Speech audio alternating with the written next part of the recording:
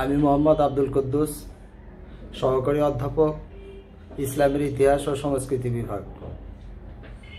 আজকে আমি দ্বাদশ শ্রেণী 2019-20 সেশনের ইসলামের ইতিহাস ও সংস্কৃতি বিভাগের দ্বিতীয় পত্রের খোলাফায়ে রাশিদিনের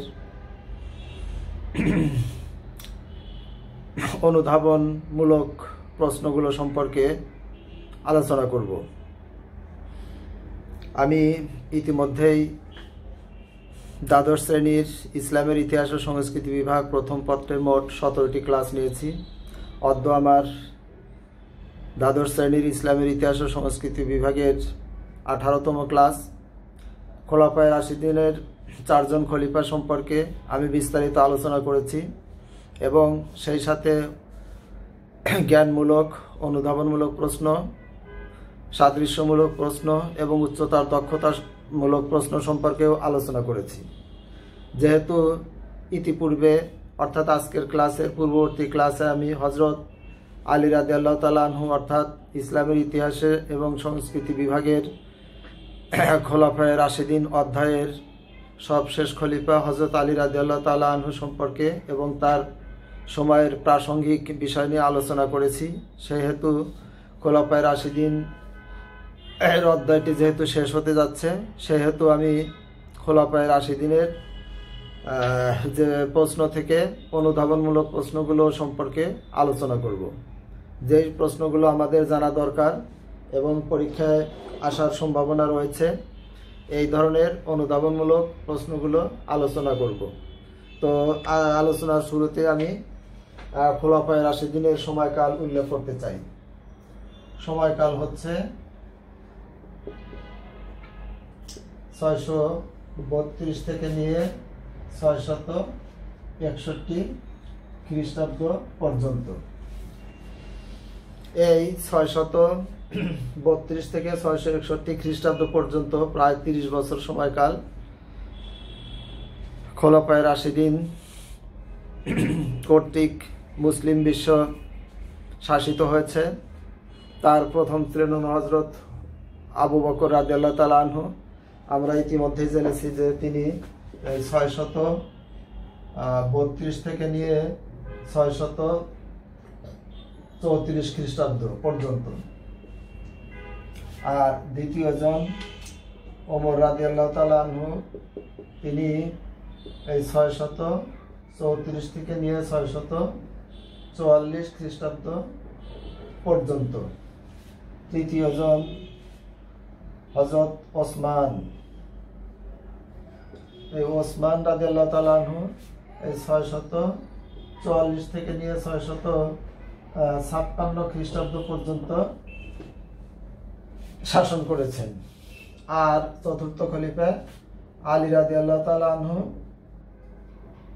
তিনি 656 থেকে নিয়ে 661 খ্রিস্টাব্দ পর্যন্ত খেলাফতের দায়িত্ব পালন করেছেন। তো আমরা কি শিখলাম যে খোলাফায়ে রাশিদিনের অন্যতম প্রধান আলোচনার বিষয় হচ্ছে তার সময়কাল। সময়কালটা হলো কত? 632 থেকে 661 খ্রিস্টাব্দ পর্যন্ত। এর প্রথম জন হযরত আবু বকর রাদিয়াল্লাহু তাআলা আনহু 632 থেকে 634 খ্রিস্টাব্দ পর্যন্ত। আর ওমর রাদিয়াল্লাহু তাআলা আনহু 634 থেকে 644 খ্রিস্টাব্দ পর্যন্ত। ওসমান রাদিয়াল্লাহু তাআলা আনহু 644 থেকে 656 খ্রিস্টাব্দ পর্যন্ত এবং আলী রাদিয়াল্লাহু তাআলা আনহু 656 থেকে 661 খ্রিস্টাব্দ পর্যন্ত খেলাফতের দায়িত্বে অব্যাহতি ছিলেন।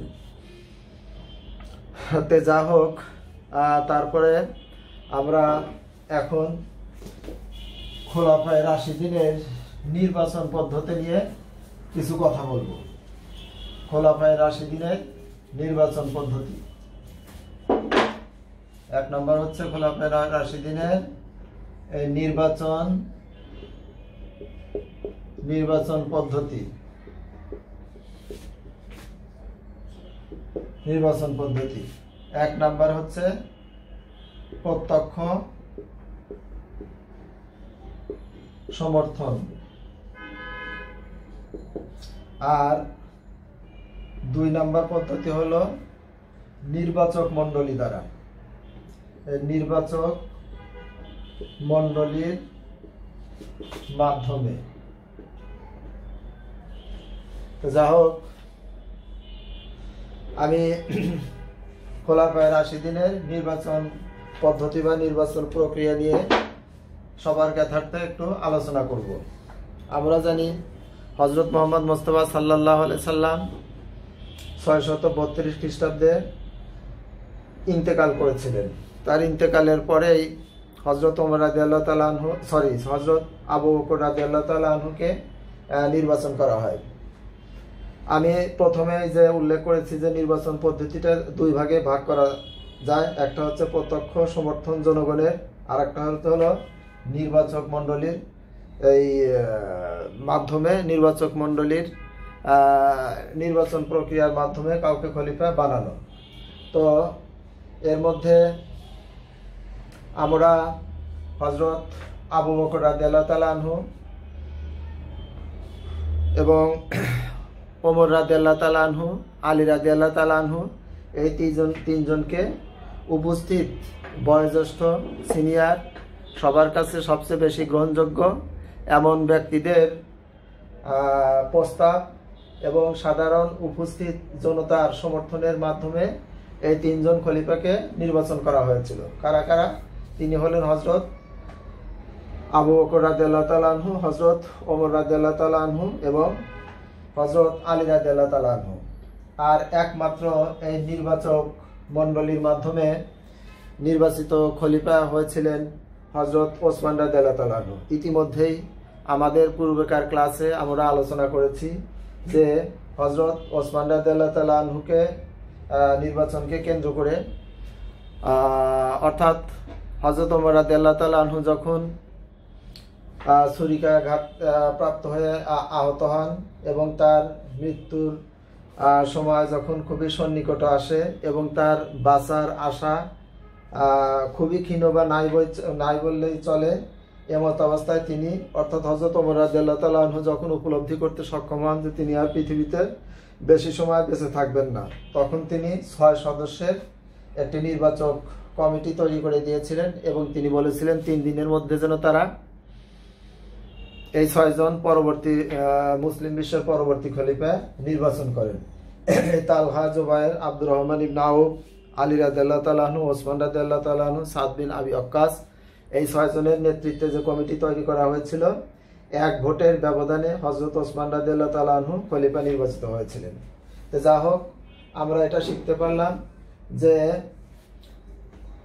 খোলাফায়ে রাশিদিনের সময়ে দুই ভাবে নির্বাচন হতো। একটা হলো প্রত্যক্ষ সমর্থন জনগণের এবং প্রস্তাব, আর একটা হলো নির্বাচক মণ্ডলী দ্বারা।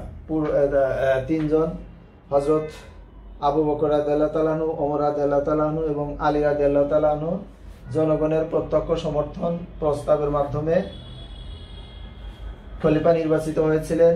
আর নির্বাচক মণ্ডলীর মাধ্যমে এক ভোটের ব্যবধানে এগিয়ে থেকে হযরত ওসমান রাদিয়াল্লাহু তাআলা আনহু খলিফা নির্বাচিত হন। এই হলো খোলাফায়ে রাশিদিনের নির্বাচন পদ্ধতি। খোলাফায়ে রাশিদিনের নির্বাচন পদ্ধতি ততটা সহজ ছিল না, নির্বাচন পদ্ধতি অনেকটাই জটিল ছিল। কারণ হলো এই যে কোনো চলমান খলিফাই অর্থাৎ হযরত মুহাম্মদ মুস্তাফা সাল্লাল্লাহু আলাইহি সাল্লাম যখন জীবিত ছিলেন এবং তাকে যদি আমরা খলিফা হিসাবে ধরি, যেহেতু তিনি সরকার প্রধান ছিলেন, তিনি কোনো উত্তরাধিকারী নির্বাচন করে যান নাই। তারপরে হযরত আবু বকর রাদিয়াল্লাহু তাআলা আনহু তার পরবর্তী উত্তরাধিকারী নির্বাচন করে যান নাই এবং ওসমান রাদিয়াল্লাহু তাআলা আনহু না এবং আলী রাদিয়াল্লাহু তাআলা আনহু না। এইভাবে পরবর্তী উত্তরাধিকারী নির্বাচন করতে না পারার কারণে বা নির্বাচন না করার কারণে চলমান অবস্থায় তৎকালীন সময়ে খলিফা নির্বাচন করা খুবই জটিল ছিল। কারণ হলো যে সবাই তাদের নিজস্ব দলভুক্ত বা সমর্থন পুষ্ট মানুষকে খলিফা হিসাবে তারা দেখতে চাইতেন এবং তারা নিজেদের মতো করে অনেক সময় যারা নির্বাচিত হতে পারেন এমন মানুষদের ব্যাপারে তারা উপলব্ধি করতেন, তাদের জ্ঞান, বিচার, বুদ্ধি, সাহসিকতা, তাদের প্রজ্ঞা, এগুলো তারা তাদের মতো করে অনেক সময় আলোচনা করতেন এবং তারা মনে করতেন তার দৃষ্টিতে তিনি যাকে সমর্থন করতেন তিনি অন্যদের তুলনায় যোগ্য। এইভাবে একটা বিধিবদ্ধ নিয়ম এবং পরবর্তী খলিফা কে হবে তা নির্বাচন সম্পন্ন না করার কারণে এই খেলাফতের নির্বাচন একটা জটিল আকার ধারণ করেছিল এবং সেই প্রক্রিয়া অনেক ঐতিহাসিক বলছেন যে আজও অব্যাহত আছে এবং এই নির্বাচনকে কেন্দ্র করেই বহু বিশ্বে বহু জায়গায় অনেক সময় রক্তপাতের মতন ঘটনাও ঘটে থাকে এবং তা কোনোভাবেই মুসলমানদের কাছে তথা কোনো মানবতার কাছে এটা গ্রহণযোগ্য নয়। এবার আমরা খেলাফত সম্পর্কে আলোচনা করব। পরীক্ষা যদি এটা আসে যে খেলাফত বলতে কি বোঝো, খেলাফতের ধারণা দাও, খেলাফত বলতে কি বোঝো। 1 নম্বর প্রশ্ন হলো এই খিলাফত বলতে কি বুঝো, এটা 2 নম্বরের প্রশ্ন, অনুধাবনমূলক প্রশ্ন। তাহলে আমাদের এখানে খিলাফত চিন্তা করতে হবে যে খিলাফত আরবি শব্দ এবং খলিফাও আরবি শব্দ। খিলাফত এবং খলিফা দুটি পাশাপাশি শব্দ। খিলাফত শব্দের অর্থ হচ্ছে প্রতিনিধিত্ব, এটার অর্থ হচ্ছে প্রতিনিধিত্ব। আর খলিফা শব্দের অর্থ হচ্ছে প্রতিনিধি। সুতরাং আমরা এই কথা নির্দ্বিধায় বলতে পারি যে খেলাফত বলতে কি বুঝো। তো এটা বোঝানোর আগে আমাদের বুঝতে হবে যে খেলাফত অর্থ কি। খেলাফত অর্থ হচ্ছে প্রতিনিধিত্ব করা, আর খলিফা মানে হচ্ছে প্রতিনিধি, অর্থাৎ যিনি জনতার প্রতিনিধিত্ব করবেন তিনি হবেন খলিফা। তো এই খলিফা কিভাবে প্রবর্তিত হয়েছিল, তাহলে আমরা খলিফা বলতে কি বুঝি সেই ব্যাপারে আমরা একটু আলোকপাত করতে চাই। আমরা এটা জানি যে খেলাফত বলতে বোঝানো হয় প্রধানত হযরত মুহাম্মদ মুস্তাফা সাল্লাল্লাহু আলাইহি সাল্লামের ইন্তেকালের পরে 632 খ্রিস্টাব্দ হযরত আবু বকরের নির্বাচনের মধ্য দিয়ে প্রাথমিক অবস্থায় হযরত আলী রাদিয়াল্লাহু তাআলা আনহু 661 খ্রিস্টাব্দে যে ইন্তেকাল করেছিলেন, এই 30 বছর সময়কাল প্রাথমিক খেলাফত। তারপরে খেলাফতে চলে যায় 661 খ্রিস্টাব্দ থেকে নিয়ে 750 খ্রিস্টাব্দ পর্যন্ত উমাইয়াদের হাতে, অর্থাৎ হযরত আলী রাদিয়াল্লাহু তাআলা আনহুর শাহাদাতের মধ্য দিয়ে পরবর্তীতে উমাইয়া বংশের প্রধান হযরত মুআবিয়া রাদিয়াল্লাহু তাআলা আনহু 661 খ্রিস্টাব্দে ক্ষমতায় আসেন এবং তিনি গণতন্ত্রের পরিবর্তে রাজতন্ত্রের সূচনা করেন এবং তার সন্তানকে পরবর্তী উত্তরাধিকারী নির্বাচিত করেন, মনোনীত করেন। এই 661 খ্রিস্টাব্দে উমাইয়া খেলাফতের যে সূচনা হয়েছিল তা বলবৎ বা চলমান ছিল 750 খ্রিস্টাব্দ পর্যন্ত। এই 700 তাহলে প্রথম পর্যায়ে আমরা শিখলাম যে খোলাফায়ে রাশিদিন, যেটা 632 থেকে 661 খ্রিস্টাব্দ পর্যন্ত। তারপরে দ্বিতীয় পর্যায়ে আমরা দেখলাম উমাইয়া। এই উমাইয়ারা হলো 661 থেকে নিয়ে 750 খ্রিস্টাব্দ পর্যন্ত। তারপরে আমরা তৃতীয় পর্যায়ে দেখলাম আব্বাসীয়দের।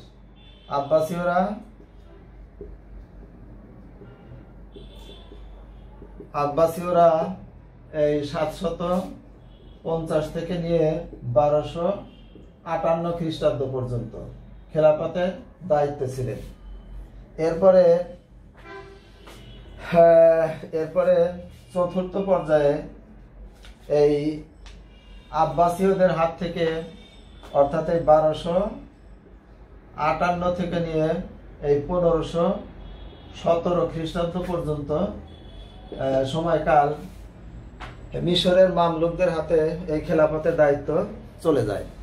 তা আমরা কি শিখলাম যে প্রথম পর্যায়ে খোলাফায়ে রাশিদিন 632 থেকে নিয়ে 661 খ্রিস্টাব্দ পর্যন্ত, আর উমাইয়ারা 661 থেকে 750 খ্রিস্টাব্দ পর্যন্ত, আব্বাসীয়রা 750 থেকে 1258 খ্রিস্টাব্দ পর্যন্ত। আর চতুর্থ অবস্থায় 1258 থেকে 1517 খ্রিস্টাব্দ পর্যন্ত মিশরের মামলুকদের হাতে এই শাসন ক্ষমতা চলে যায়। তারপরে পঞ্চম পর্যায়ে এই 1517 থেকে নিয়ে 1924 খ্রিস্টাব্দ পর্যন্ত এটা ছিল তুর্কিদের দ্বারা শাসিত মুসলিম বিশ্ব। অর্থাৎ আমরা বলতে চাই যে 1258 খ্রিস্টাব্দে উমাইয়াদের ধ্বংসের পরে ওই মুসলিম বিশ্বের খেলাফতের দায়িত্ব মিশরের মামলুকদের হাতে চলে যায় 1258 খ্রিস্টাব্দে। তারা 1258 খ্রিস্টাব্দ থেকে নিয়ে 1517 খ্রিস্টাব্দ পর্যন্ত এই মামলুকরা মুসলিম বিশ্বের খেলাফতের দায়িত্বে পালছিলেন। তারপরে 1517 খ্রিস্টাব্দে ওসমানীয় তুর্কিদের আক্রমণে মামলুকদের পতন ঘটে এবং ওসমানীয় সুলতান সেলিমের আক্রমণে মামলুক সুলতান তুমান বেগ পরাজিত হন এবং ক্ষমতাচ্যুত হন। তারপর ক্ষমতা চলে যায় ওসমানীয় তুর্কিদের হাতে। এই তারা 1517 থেকে 1924 খ্রিস্টাব্দ পর্যন্ত সময়কাল মুসলিম বিশ্বের খেলাফতের দায়িত্ব পালন করেন। এরপরে 1924 খ্রিস্টাব্দে বর্তমান তুরস্কের বা আধুনিক তুরস্কের প্রতিষ্ঠাতা কামাল আতাতুর্ক, এই কামাল আতাতুর্ক তিনি এই 1924 খ্রিস্টাব্দে এই খেলাফতের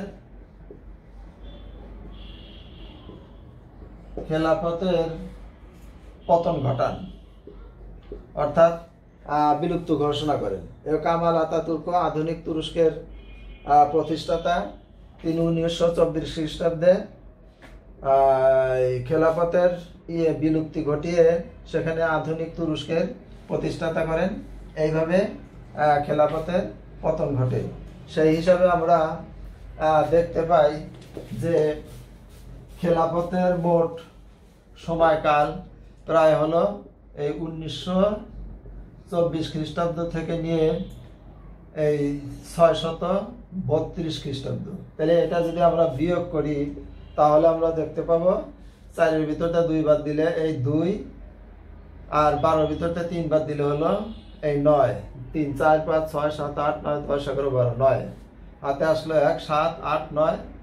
এই হলো 7, 9-এর ভিতরে 7 বাদ দিলে 2,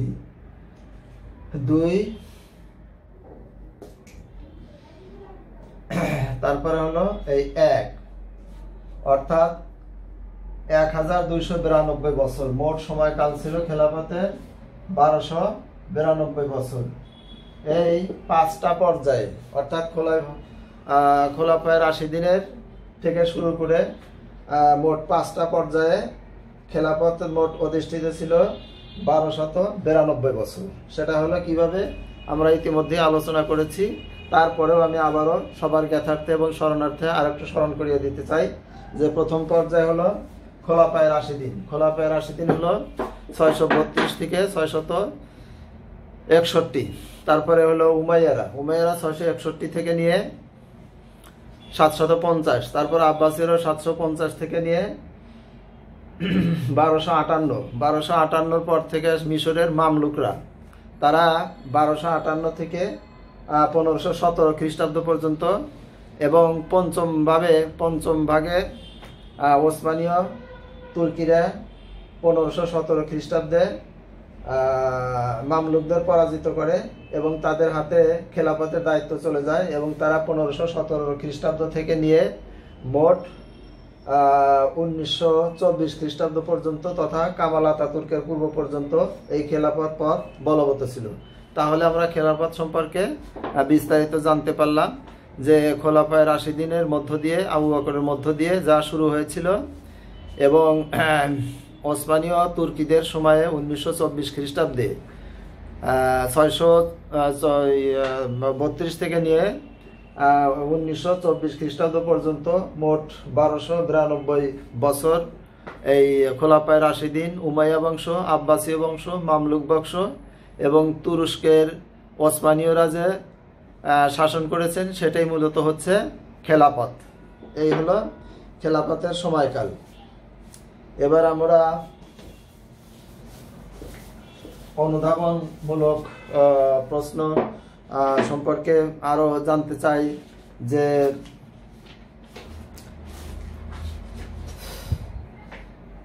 হযরত মুহাম্মদ মুস্তাফা সাল্লাল্লাহু আলাইহি সাল্লামের পরে যেসব ঘটনা এবং কার্যাবলী মুসলমানের কাছে বিশেষভাবে চিহ্নিত হয়ে আছে খোলাফায়ে রাশিদিনের সময়ে, সেই বিষয়গুলো নিয়ে আমরা আরো আলোচনা করব।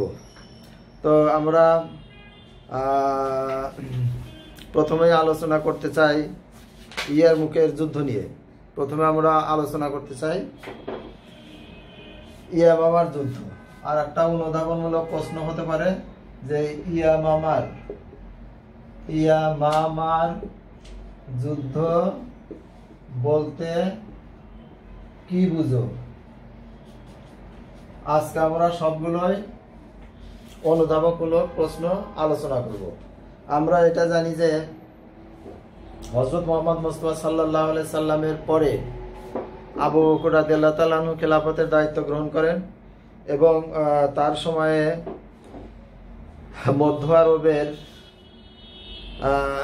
ইয়ামামার বনু হানিফ গোত্রের গোত্রপতি মুসাইলামা বিন কাজ্জাব নবুয়তকে তিনি লাভজনক ব্যবসা মনে করে নিজেকে নবী দাবি করেছিলেন। কিন্তু হযরত মুহাম্মদ মুস্তাফা সাল্লাল্লাহু আলাইহি সাল্লাম ছিলেন সর্বশেষ নবী, খাতামুন নাবিয়িন। তিনি খাতামুন নাবিয়িন, সেহেতু তার পরবর্তীতে আর কোনো নবী আসা কথা না। তারপরে মুসাইলামা বিন কাজ্জাব নিজেকে নবী দাবি করলে হযরত আবু বকর রাদিয়াল্লাহু তাআলা আনহু ক্ষমতায় আসলে তার উপর রাষ্ট্রীয় দায়িত্ব অর্পিত হয় ভণ্ড নবীকে দমন করা। সেজন্য খালিদ ইবনে ওয়ালিদের নেতৃত্বে মধ্য আরবে ইয়ামামা জায়গায় অভিযান প্রেরণ করলে ইয়ামামা জায়গায় মুসাইলামার সৈন্যবাহিনী এবং খালিদের সৈন্যবাহিনী তথা আবু বকরের সৈন্যবাহিনীর মধ্যে লড়াই সংঘটিত হয়। এই লড়াইয়ে ব্যাপক সংখ্যক হতাহত হয়। সেজন্য এই ইয়ামামার যুদ্ধকে মৃত্যুর বাগান বলা হয়েছে। মৃত্যুর বাগান বলা হয়। ইয়ামামার যুদ্ধকে কি বলা হয়? মৃত্যুর বাগান। মৃত্যুর বাগান বলতে আমরা কি বুঝি? তাহলে আমরা বলবো যে এই ইয়ামামার যুদ্ধকে মৃত্যুর বাগান বলা হয়। কারণ হলো যে এখানে প্রচুর সংখ্যক যোদ্ধা শহীদ হয়েছিলেন। সেজন্য একে বলা হয় the battle of the garden of death. The battle of the garden of death বা মৃত্যুর বাগান নামে অবহিত। এবং এখানে রক্তক্ষয়ী যুদ্ধ সংগঠিত হয়। এ যুদ্ধে প্রায় এই ইয়ামামার যুদ্ধে প্রায় 300 জন হাফেজ কোরআন সাহাবী শাহাদত বরণ করেছিলেন। সেজন্য কোরআন শরীফকে সংকলন করার বাস্তবমুখী উদ্যোগ গ্রহণ করেছিলেন আবু বকর রাদিয়াল্লাহু তাআলা আনহু, এবং যা পরবর্তীতে ওসমান রাদিয়াল্লাহু তাআলা আনহু পরিসমাপ্তি ঘটান। এই হলো ইয়ামামার যুদ্ধ আবু বকর রাদিয়াল্লাহু তাআলা আনহু থেকে। তারপর আমরা বলবো দিওয়ান বলতে কি বোঝো? এই দিওয়ান বলতে কি বুঝো? সব অনুধাবনমূলক প্রশ্ন। আমরা এটা জানি যে হযরত আবু বকর রাদিয়াল্লাহু তাআলা আনহুর সময়ে রাষ্ট্রের বিভিন্ন কার্যাবলী সম্পাদন করার জন্য বিভিন্ন অফিস বা কার্যালয় প্রতিষ্ঠা করা হয়। এবং হযরত ওমর রাদিয়াল্লাহু তাআলা আনহু কেন্দ্রীয়ভাবে প্রশাসনের বিভিন্ন দিক দেখাশোনা করার জন্য একটা কেন্দ্রীয় কার্যালয় বা দেওয়ান প্রতিষ্ঠা করেন। আর এই দেওয়ানের প্রধান কাজ ছিল হলো রাজস্ব। এই দেওয়ানের প্রধান কাজ ছিল হলো রাজস্ব। রাজস্ব মানে টাকা পয়সার হিসাব নিকাশ, রাষ্ট্রীয় আয় ব্যয়, রাষ্ট্রের আয়ের উৎস, ব্যয়ের খাতসমূহ এবং কিভাবে যথাযথভাবে তা প্রয়োগ করা যায় জনসাধারণের কল্যাণে, এই ব্যবস্থাপনার অফিস বা কার্যালয়কেই আরবিতে দেওয়ান বলা হতো। সেজন্য আমরা দেখলাম যে হযরত আবু বকরের সময়ে যেসব রাষ্ট্রীয় আয়ের উৎস চলমান ছিল, আবু বকরের সময়ে যেটা চলমান ছিল, হযরত ওমর রাদিয়াল্লাহু তাআলা আনহু সেটা বহাল রাখেন। এবং এখানে আয়ের উৎসগুলো হলো গনিমত, তারপরে জাকাত, আলফে, উশর, খারাজ, জিজিয়া, আলফাই এবং আলফিদা, এইসবের মাধ্যমে রাষ্ট্রের আয় হতো। আর এটার দেখভাল করতেন যে বিভাগ, সেই বিভাগের নাম হচ্ছে দিয়ান। তাহলে দিয়ান বলতে আমরা কি বুঝি? দিয়ান বলতে আমরা বুঝি যে হযরত আবু বকর রাদিয়াল্লাহু তাআলা আনহুর সময়ে রাষ্ট্রের আয়ের উৎসসমূহ এবং ব্যয়ের খাতসমূহ নিয়ে যে প্রতিষ্ঠান ছিল সেটা আবু বকর রাদিয়াল্লাহু তাআলা আনহুর সময় বলবৎ ছিল। এবং এই সময়ে সাধারণত রাষ্ট্রের যে রাজস্ব আয় হতো যে বিষয়গুলো, সেগুলো হলো আল গনিমত, যুদ্ধলব্ধ সম্পদ, তারপরে আল জাকাত যেটা দরিদ্র কর বা জাকাত যেটা আমরা সবাই জানি, তারপরে হলো আল উশর, তারপরে আল জিজিয়া যারা মুসলিমদের নিকট থেকে মুসলিম রাষ্ট্ররা তারা যুদ্ধে যাবে না এবং তাদের সার্বিক নিরাপত্তার আর বিনিময়ে মুসলিম রাষ্ট্রে বসবাস করত অমুসলিমরা, এই কর। তারপরে আল খারাজ, আল উশর, আল ফাই এবং আল হিসা, এই কয়েকটার মাধ্যমে তাদের নিয়মিত আয় হতো। এছাড়াও কেউ ব্যক্তিগতভাবে স্বেচ্ছায় প্রণোদিত হয়ে ইসলামী বা ইসলামী প্রজাতন্ত্রের রাজকোষকে শক্তিশালী করার জন্য যে কেউ যে কোনো উপায়ে দান খয়রাত করতে পারত। এটা হচ্ছে দিওয়ান। অর্থাৎ দিওয়ান হলে রাষ্ট্রের রাজস্ব ব্যবস্থা, টাকা পয়সার ব্যবস্থা, রাষ্ট্রের আয় ব্যয়ের ব্যবস্থা। এবার আমরা বীরে রুমা সম্পর্কে আলোচনা করব। এই বীরে রুমা বলতে কি বুঝো? সব অনুধাবনমূলক প্রশ্ন। বীরে রুমা হলো একটি কূপের নাম। 622 খ্রিস্টাব্দে মুসলমানরা যখন মক্কা ছেড়ে মদিনায় হিজরত করেন, তখন মদিনার জনসংখ্যা কিছুটা হলেও বৃদ্ধি পায় এবং পানি ও জলের তীব্র সংকট দেখা দেয়। সেজন্য হযরত ওসমান রাদিয়াল্লাহু তাআলা আনহু 20,000, হযরত ওসমান রাদিয়াল্লাহু তাআলা আনহু 20,000, একক দশক শতক হাজার, 20,000 দিরহামের বিনিময়ে একটি কূপ খনন করে দেন এবং এই কূপ থেকে পানি উত্তোলনের মধ্য দিয়ে মুসলমানদের, মদিনাবাসীদের পানির কষ্ট অনেকটা লাঘব হয়। এবং পরবর্তীতে ওসমান রাদিয়াল্লাহু তাআলা আনহু এই কূপ সংস্কার করার জন্য তিনি তার খেলাফতের সময়ে আর্থিক সহযোগিতা দ্বারা কূপের খনন কাজ সমাপ্ত করেন বা মেরামত করেন এবং জনগণের পানীয় জলের কষ্ট দূর করার জন্য বাস্তবমুখী পদক্ষেপ গ্রহণ করেছিলেন। এটা হচ্ছে বীরে রুমা। বীরে রুমা হলো কি? একটি কূপের নাম যেটা হযরত ওসমান রাদিয়াল্লাহু তাআলা আনহু জনগণের সেবায় 622 খ্রিস্টাব্দে একজনের কাছ থেকে ক্রয় করে জনসাধারণের উপকারার্থে উৎসর্গ করেছিলেন। এবার আমরা দুমার মীমাংসা সম্পর্কে বলবো। দুমার মীমাংসা বলতে কি বুঝো? বলতে কি বুঝো? এটা আমরা আগেও আলোচনা করেছি যে দুমার মীমাংসা বলতে বুঝি আমরা 656 খ্রিস্টাব্দে আলী এবং মুয়াবিয়ার মধ্যে যখন সিফিনের যুদ্ধ সংগঠিত হয়েছিল, এই সিফিনের যুদ্ধের মীমাংসার রক্তপাত এড়িয়ে মীমাংসা করার দায়িত্ব দেওয়া হয়েছিল আলীর পক্ষে আবু মুসা আল আশারি এবং মুয়াবিয়ার পক্ষে আমর ইবনুল আসকে।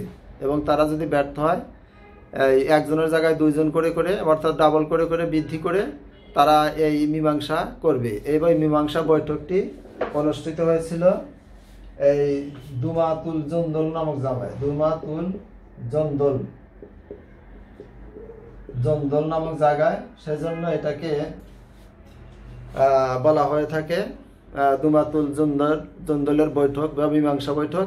এটা মীমাংসা সফল হয় না, এটা ব্যর্থ হয় এবং আলী এবং মুয়াবিয়া রাদিয়াল্লাহু তাআলা আনহুর মধ্যে অমীমাংসিতভাবে যুদ্ধ শেষ হয়ে যায় এবং সবাই যার যার রাজধানীতে পরবর্তীতে ফিরে যান। এবার আমরা খালিদ বিন ওয়ালিদকে সাইফুল্লাহ কেন বলা হয়? এই খালিদ বিন ওয়ালিদকে সাইফুল্লাহ কেন বলা হয়? তা আমরা জানি যে খালিদ বিন ওয়ালিদ ইসলামের ইতিহাসে যে কয়জন সুনামধন্য এবং বিশ্বখ্যাত বীর রয়েছেন তার মধ্যে খালিদ ইবনে ওয়ালিদ অন্যতম। তিনি মুতার যুদ্ধে প্রথম 3 জন সেনাপতি শহীদ হওয়ার পরে তিনি যখন সেনাপতির দায়িত্ব গ্রহণ করেন তখন যুদ্ধের মোড় ঘুরে যায় এবং যুদ্ধের বিজয় নিশ্চিত হয় এবং বিজয় লাভ করতে সক্ষম হন। এবং এই খালিদ ইবনে ওয়ালিদের অসামান্য যুদ্ধ রণনৈপুণ্যে এই বিজয় সম্পাদিত হওয়া সম্ভব হয়েছিল। সেজন্য হযরত মুহাম্মদ মুস্তাফা সাল্লাল্লাহু আলাইহি সাল্লাম খালিদ বিন ওয়ালিদের এই অসাধারণ নেতৃত্বে এবং বীরত্বে মুসলমানরা যে জয় লাভ করেছিল তাতে সন্তুষ্ট হয়ে হযরত মুহাম্মদ মুস্তাফা সাল্লাল্লাহু আলাইহি সাল্লাম খালিদ বিন ওয়ালিদকে সাইফুল্লাহ, সাইফুন মানে হচ্ছে তলোয়ার আর আল্লাহ মানে আল্লাহ, মানে আল্লাহর তলোয়ার হিসাবে খালিদ বিন ওয়ালিদকে ঘোষণা করা হয়েছিল। কারণ হলো কি, যে মুতার যুদ্ধে পরপর 3 জন পূর্ব ঘোষিত সেনাপতি আব্দুল্লাহ ইবনে রাওয়াহা, জাফর বিন আবু তালিব তারা শহীদ হলে চতুর্থবারের মতন খালিদ ইবনে ওয়ালিদ সেনাপতির দায়িত্ব গ্রহণ করেন এবং মুসলমানদের বিজয়কে তিনি নিশ্চিত করতে সক্ষম হন। এজন্য মুহাম্মদ মুস্তাফা সাল্লাল্লাহু আলাইহি ওয়াসাল্লাম সন্তুষ্ট হয়ে তাকে আল্লাহর তলোয়ার বা সাইফুল্লাহ উপাধিতে ভূষিত করেছিলেন। এবার আমরা রিদ্দার যুদ্ধ সম্পর্কে আলোচনা করব। এবার রিদ্দার যুদ্ধ বলতে কি বুঝো? এই রিদ্দার যুদ্ধ বলতে কি বুঝো? আমরা রিদ্দার যুদ্ধ বলতে বুঝি যে রিদ্দার যুদ্ধ হলো প্রত্যাবর্তন করা, ফিরে যাওয়া। যেহেতু হযরত আবু বকর রাদিয়াল্লাহু তাআলা আনহুর স্বল্পকালীন শাসনের সময়ে এটা সংঘটিত হয়েছিল, তারা ইসলাম ধর্ম পরিত্যাগ করে পূর্বেকার পৌত্তলিকতায় ফিরে যাচ্ছিল। সেই জনগোষ্ঠীকে হযরত আবু বকরের নেতৃত্বে আবার ইসলামে ফিরিয়ে আনা সম্ভব হয়। তারা যে পৌত্তলিকতায় ফিরে যাচ্ছিল সেই পৌত্তলিকা থেকে আবার ইসলামে বা তৌহিদবাদে ফিরে আনাকে কেন্দ্র করে যে যুদ্ধ সংঘটিত হয়েছিল সেটাই হলো রিদ্দার যুদ্ধ। এটা হযরত আবু বকর রাদিয়াল্লাহু তাআলা আনহুর সময়ে সংঘটিত হয়েছিল। এবার আমরা জিজিয়া সম্পর্কে আলোচনা করব। এই জিজিয়া বলতে কি বুঝো? আমরা ইতিমধ্যে যখন ক্লাস নিয়েছি সৃজনশীল, সে সময় আমরা জিজিয়া সম্পর্কে আলোচনা করেছি। তারপরেও যেহেতু এটা গুরুত্বপূর্ণ, সেজন্য আমরা আবার এটাকে রিপিট করব। জিজিয়া শব্দের অর্থ হচ্ছে বিনিময়। এটা মুসলিম রাষ্ট্রে মুসলিম শাসনকর্তা কর্তৃক শাসিত এলাকায় অমুসলিমরা তাদের নিরাপত্তার স্বার্থে এবং যুদ্ধে গমন করবে না, যুদ্ধের মতো ঝুঁকিতে তাদের যেতে হবে না, এই ধরনের সুবিধা ভোগ করবে। বিনিময়ে তারা এই জিজিয়া নামক কর দেবে। আর জিজিয়া থেকে শিশুরা, নারীরা, বৃদ্ধরা এবং যারা পুরোহিত তারা জিজিয়া থেকে অব্যাহতি পাবে, তারা জিজিয়ার আওতায় পড়বে না, অর্থাৎ তারা এমনি নিরাপত্তা ভোগ করবে। শুধুমাত্র যুদ্ধে গমনের উপযুক্ত পুরুষ নাগরিক যারা আছে তাদের কাছ থেকে এই জিজিয়া আদায় করা হতো এবং এই জিজিয়াটা একটি সরকারি আয়ের উৎস ছিল। এবার আমরা হযরত ওসমান রাদিয়াল্লাহু তাআলা আনহুকে কোরআন সংকলক কেন বলা হয় সে ব্যাপারে আলোচনা করব। কোরআন সংকলক, কোরআন সংকলক, কোরআন সংকলক সাহাবীর পরিচয় দাও, পরিচয় দাও। এইটা অর্থাৎ কোরআন সংকলক সাহাবী বলতে কাকে বোঝানো হয়েছে, এটা কোরআন সংকলক সাহাবী বলতে কাকে বোঝানো হয়েছে, কাকে বোঝানো হয়েছে। আমরা এটা জানি যে ইয়ামামার যুদ্ধে আজকের ক্লাসেও এবং পূর্বকার ক্লাসেও আলোচনা করেছি যে 300 হাফেজে কোরআন শহীদ হয়েছিলেন, যেটাকে ইয়ামামার যুদ্ধকে মৃত্যুর বাগান হিসেবে অভিহিত করা হয়েছিল। তখন কোরআনের টিকিয়ে রাখার জন্য হাফেজরা যদি এভাবে মৃত্যুবরণ করতে থাকে তাহলে কোরআনকে টিকিয়ে রাখা ঝুঁকির মধ্যে পড়ে। সেই ঝুঁকি মুক্ত করার জন্য সাহাবীরা, সিনিয়র সাহাবী যারা ছিলেন তারা কোরআন শরীফকে সংকলন করার প্রয়োজনীয়তা উপলব্ধি করেন এবং আবু বকর রাদিয়াল্লাহু তাআলা আনহু এর ব্যাপারে উদ্যোগ গ্রহণ করেন। আবু বকরের সময়, ওমর রাদিয়াল্লাহু তাআলা আনহুর সময়ও এটার যায়েদ বিন সাবিতের নেতৃত্বে, এই যায়েদ বিন সাবিতের নেতৃত্বে কোরআন সংকলন কমিটি গঠন করা হয়েছিল এই ওমর রাদিয়াল্লাহু তাআলা আনহুর সময়, এবং সেটা গচ্ছিত করে ওমর রাদিয়াল্লাহু তাআলা আনহুর মেয়ে হাফসা রাদিয়াল্লাহু তাআলা আনহার নিকটে রাখা হয়েছিল। পরবর্তীতে হযরত ওসমান রাদিয়াল্লাহু তাআলা আনহু যখন ক্ষমতায় আসেন, কোরআনের সার্বজনীনতা রক্ষা করার জন্য এবং কোরআনের মধ্যে যে ভিন্নতা আসতেছিল তা তিরোহিত বা দূরীভূত বা বিলুপ্ত করার জন্য ওসমান রাদিয়াল্লাহু তাআলা আনহু হাফসা রাদিয়াল্লাহু তাআলা আনহার নিকটে গচ্ছিত কোরআনের আলোকে যায়েদ বিন সাবিতের নেতৃত্বে যে কোরআন সংকলন করা হয়েছিল সেটা সংকলন করে বিভিন্ন প্রদেশে পাঠিয়ে দেন এবং পূর্বেকার কপিকে পুড়িয়ে ফেলেন।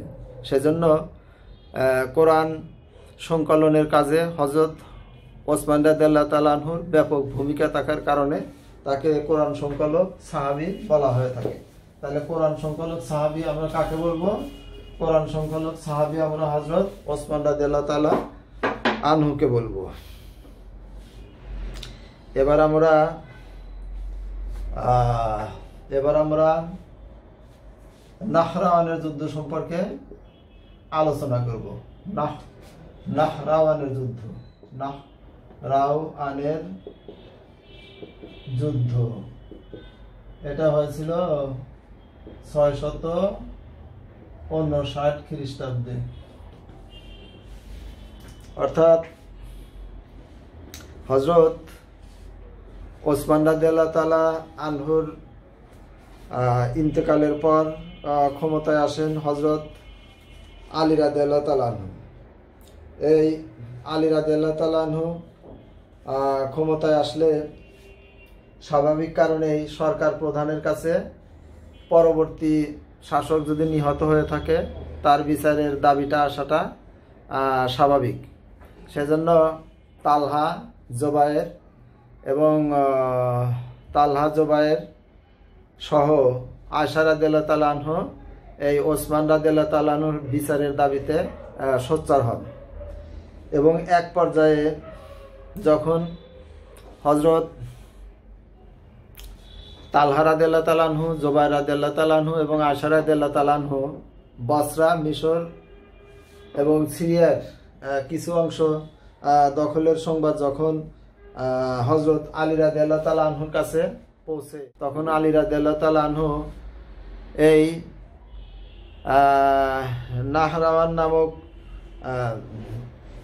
জায়গায় রক্তপাতকে এড়ানোর জন্য, যুদ্ধকে থামানোর জন্য হযরত আলী রাদিয়াল্লাহু তাআলা আনহু তার সেনাবাহিনী নিয়ে অগ্রসর হন এবং তিনি রক্তপাতকে এড়ানোর জন্য তালহা, জুবাইর এবং আয়েশা রাদিয়াল্লাহু তাআলা আনহার নিকট শান্তি প্রস্তাব পাঠান। কিন্তু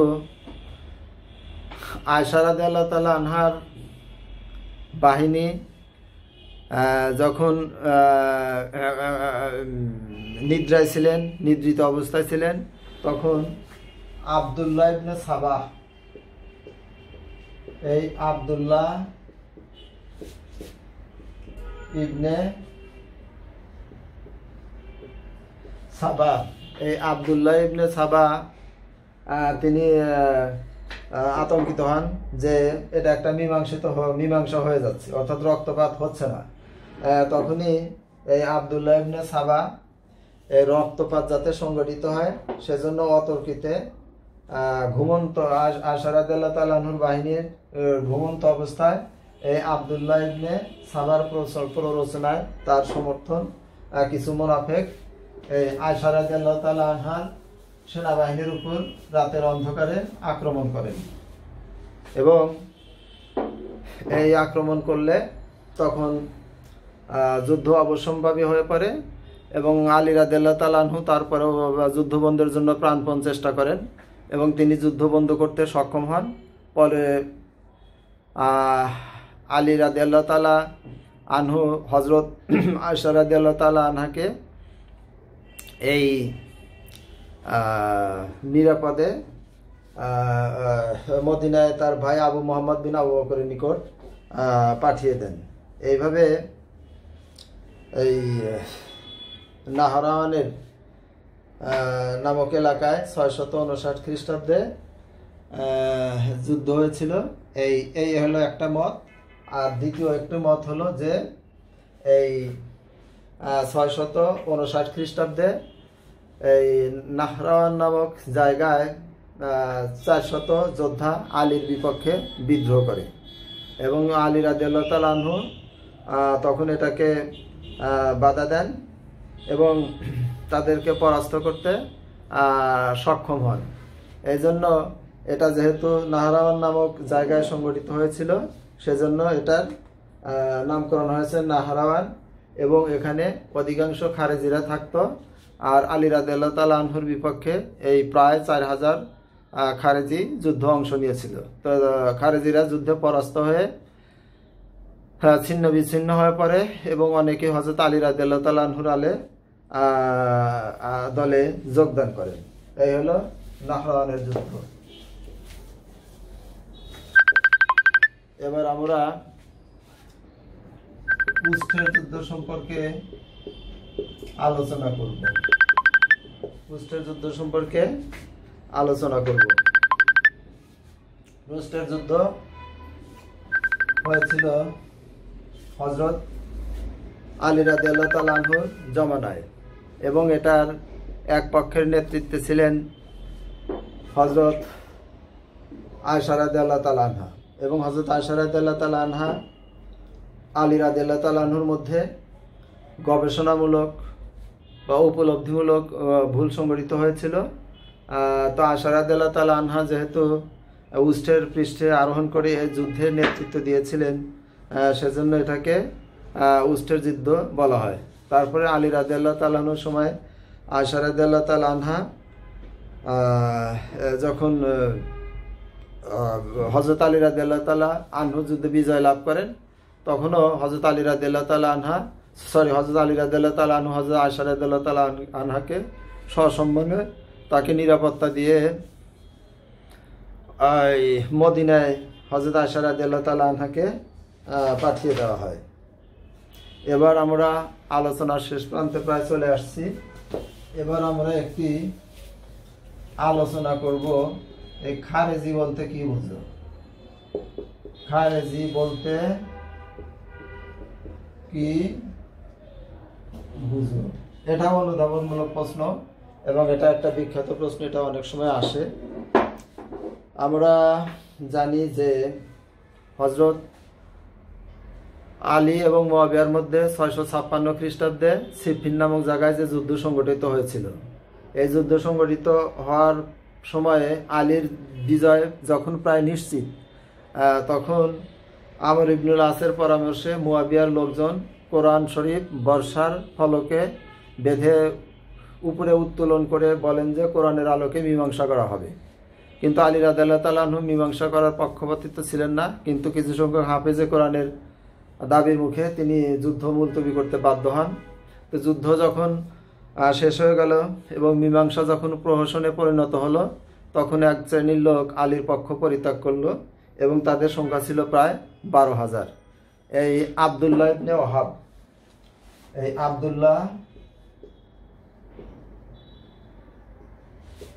আব্দুল্লাহ ইবনে এই ওহাবের নেতৃত্বে 12,000 লোক হযরত আলী রাদিয়াল্লাহু তাআলা আনহুর দল বা পক্ষ ত্যাগ করে। আর খারিজি মানে হচ্ছে দল ত্যাগ করা বা দল ছেড়ে চলে যাওয়া, সেজন্য তাদেরকে খারিজি বলা হয়। এই আব্দুল্লাহ ইবনে ওহাবের নেতৃত্বে 12,000-এর যে আলীর পক্ষের লোক আলীকে ত্যাগ করে, তারা হলো খারিজি। এই খারিজিরা শুধু আলী রাদিয়াল্লাহু তাআলা আনহুর সময় নয়, পরবর্তীতে বিভিন্ন সময়ে বিভিন্ন শাসকের রাজত্বে নানা ধরনের বিশৃঙ্খলায় তারা নিয়োজিত ছিল। এই খারিজিদের মাধ্যমেই নাহরাওয়ানের যুদ্ধ সংগঠিত হয়েছিল এবং খারিজিদের মধ্যেই একজন, বিগত ক্লাসে আমরা বলেছি যে আব্দুর রহমান ইবনে মুলজিম, তিনি হযরত আলী রাদিয়াল্লাহু তাআলা আনহুকে ছুরিকাঘাত করে হত্যা করেছিলেন। এইভাবে খারিজিরা বিভিন্ন সময়ে রাষ্ট্রীয় কার্যকে বিশৃঙ্খলায় পরিণত করত এবং রাষ্ট্রীয় শক্তিকে তারা বিভিন্ন পর্যায়ে চ্যালেঞ্জের মুখে ফেলে দিত। এইভাবে আমরা অনুধাবনমূলক প্রশ্ন সম্পর্কে বিস্তারিত আলোচনা করলাম। তো যা হোক, তারপরেও সর্বশেষ ওই উষ্ট্রের যুদ্ধ সম্পর্কে একটু আবার উল্লেখ করতে চাই। উষ্ট্রের যুদ্ধ এটা খুবই গুরুত্বপূর্ণ, এটা আসতে পারে। উষ্ট্রের যুদ্ধ এটা হয়েছিল কত খ্রিস্টাব্দে? এটা হয়েছিল হলো 656 খ্রিস্টাব্দে। তা এটা হলো কি, আমরা ইতিমধ্যে বলেছি যে তালহা, তারপরে জুবায়ের এবং আয়েশা রাদিয়াল্লাহু তাআলা আনহু বনাম আলী রাদিয়াল্লাহু তাআলা আনহুর মধ্যে যে যুদ্ধ সংঘটিত হয়েছিল, সেটাই হলো এই 656 খ্রিস্টাব্দে। সেটা হলো উষ্ট্রের যুদ্ধ।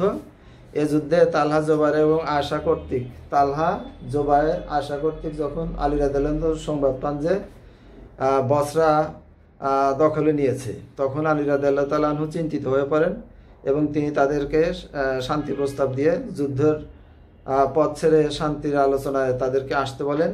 কিন্তু ওই যে এই শান্তি প্রস্তাবে আব্দুল্লাহ ইবনে সাবা, এই আব্দুল্লাহ ইবনে সাবা তিনি শান্তির বিপক্ষে ছিলেন। আব্দুল্লাহ ইবনে সাবা শান্তির বিপক্ষে ছিলেন। তাই তিনি ওই রাতের অন্ধকারে ঘুমন্ত অবস্থায় যখন আয়েশা রাদিয়াল্লাহু তাআলা আনহার সেনারা ছিলেন, তখন অতর্কিত আক্রমণ করে এই যুদ্ধকে অবসম্ভাবী করে তোলে এবং অনেক হতাহত হয়। এবং আয়েশা রাদিয়াল্লাহু তাআলা আনহু যেহেতু উষ্ট্রের পৃষ্ঠে আরোহণ করে যুদ্ধের নেতৃত্ব দিয়েছিলেন, সেজন্য এটাকে উষ্ট্রের যুদ্ধ বলা হয়েছে। তো উষ্ট্রের যুদ্ধে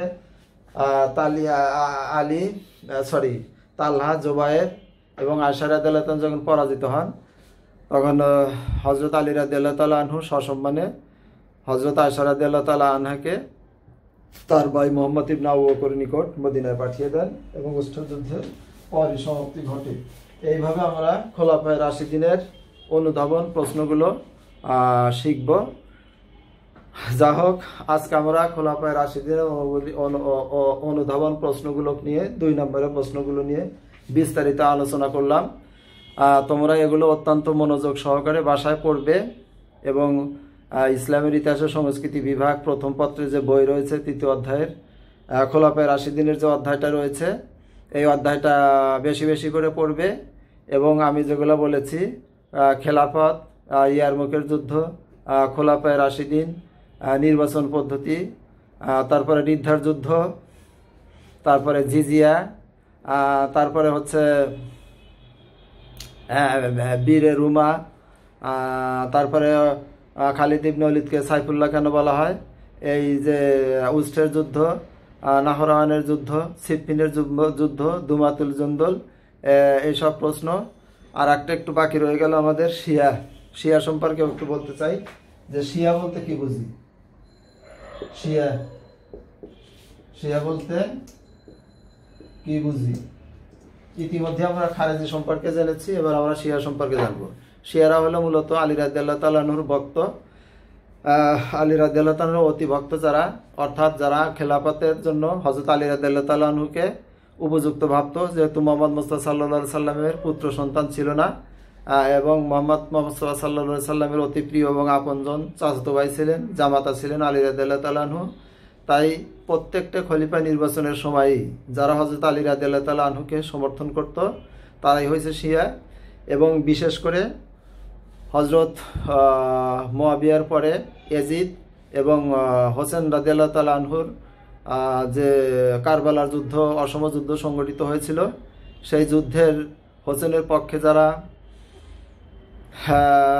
আন্দোলন করেছিলেন এবং তাদেরকে, হোসেনকে এবং নবী পরিবারকে বেশি মাত্রায় ভালোবাসতেন, সেই সাধারণ কথায় তাদেরকেই আমরা শিয়া সম্প্রদায় হিসাবে চিহ্নিত করে থাকি বা শিয়া সম্প্রদায় হিসাবে জানি। যা হোক, এইভাবে খোলাফায়ে রাশিদিনের অনুধাবন প্রশ্ন নিয়ে আমি বিস্তারিত আলোচনা করলাম। তো পরবর্তী ক্লাসে সবাইকে আমন্ত্রণ জানিয়ে সবার সুস্থতা, মঙ্গলময় জীবন কামনা করে, সফলতা কামনা করে আজকের মতো এখানেই আমার আলোচনা শেষ করছি। খোদা হাফেজ। আসসালামু আলাইকুম ওয়া রাহমাতুল্লাহি ওয়া বারাকাতুহু।